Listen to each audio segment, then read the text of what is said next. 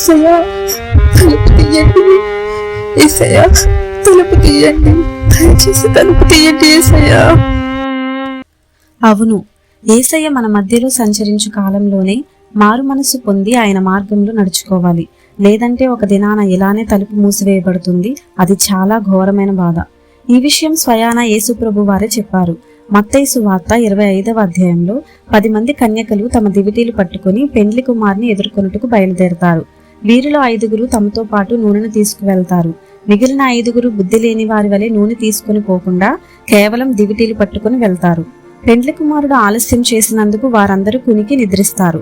అర్ధరాత్రి వేళ, ఇదిగో పెండ్లి కుమారుడు, అతన్ని ఎదుర్కొన రండి అని కేక వినిపిస్తుంది. వెంటనే వారు లేచి తమ దివిటీలు సిద్ధపరచుకుంటారు. కాని బుద్ధి లేని కన్యకల దీపాలు నూనె లేని కారణంగా ఆరిపోతాయి. మా కొంచెం నూనె ఇవ్వండి అని బుద్ధి కలిగిన కన్యకలను అడుగుతారు. కాని వారు, ఇవి కేవలం మాకు మాత్రమే సరిపోతాయి, కాబట్టి మీరు పోయి అమ్మువాని వద్ద కొనుక్కోమని చెప్తారు. వారు కొనబోవుచుండగా పెండ్లి కుమారుడు వస్తాడు. సిద్ధపడి ఉన్న కన్యలు పెండ్లి విందుకు లోపలికి వెళ్లిపోతారు. తరువాత తలుపు వేయబడుతుంది. ఆ తరువాత మిగిలిన కన్యలు వచ్చి, అయ్యా తలుపు తీయండి అని అడుగగా అతడు, మీరెవరో నాకు తెలియదు అని నిశ్చయముగా చెప్పుచున్నాను అంటారు.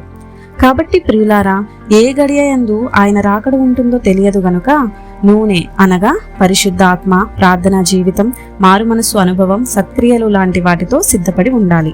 మనము మన కుటుంబములు దేవుని రాకడలో ఎత్తబడుదుముగాక. ఆమేన్.